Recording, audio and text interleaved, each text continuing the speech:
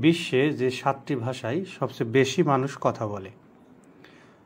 বিশ্বে বর্তমানে ৭,১৬৮টি ভাষা আছে, কিন্তু এর ৪২% ভাষাই ঝুঁকিপূর্ণ অবস্থায় আছে, অর্থাৎ ৩,০৪৫টি ভাষা এখন বিলুপ্তির পথে। আজ আমরা এমন ৭টি ভাষার বিষয়ে জানব যেগুলোর ব্যবহার সবচেয়ে বেশি। ১. ইংরেজি বা ইংলিশ।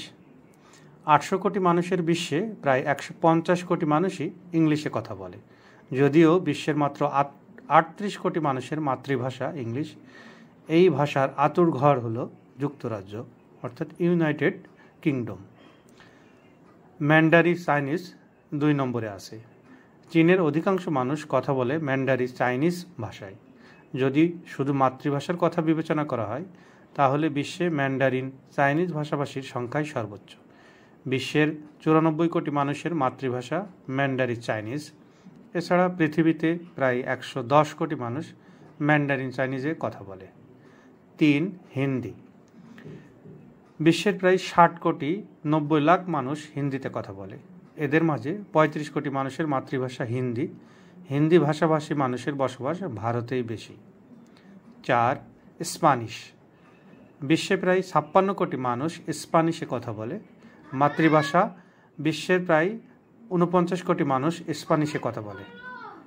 মেক্সিকোতে স্প্যানিশ ভাষাভাষী মানুষের সংখ্যা সবচেয়ে বেশি। এরপরই আছে কলম্বিয়া, আর্জেন্টিনা, যুক্তরাষ্ট্র ও স্পেন। ৫. ফরাসি।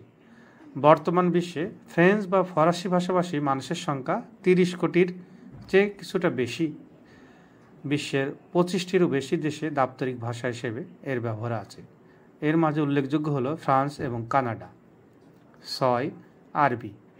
বিশ্বে আরবি ভাষাভাষীর সংখ্যা ২৭ কোটির কিছুটা বেশি। সৌদি আরব, সংযুক্ত আরব আমিরাত, বাহরাইনের মতো মধ্যপ্রাচ্য ও আফ্রিকার বিভিন্ন দেশের মানুষের মাতৃভাষা হচ্ছে আরবি। বর্তমানে বিশ্বের প্রায় ৩০টি দেশের দাপ্তরিক ভাষা আরবি। এবং ৭. বাংলা। বর্তমান বিশ্বে বাংলা ভাষাভাষীর সংখ্যা ২৭ কোটির কিছুটা বেশি। বিশ্বে সবচেয়ে বেশি বাংলা ভাষাভাষী মানুষ বসবাস করে বাংলাদেশে এবং এরপর ভারতের পশ্চিমবঙ্গ ও আসামে।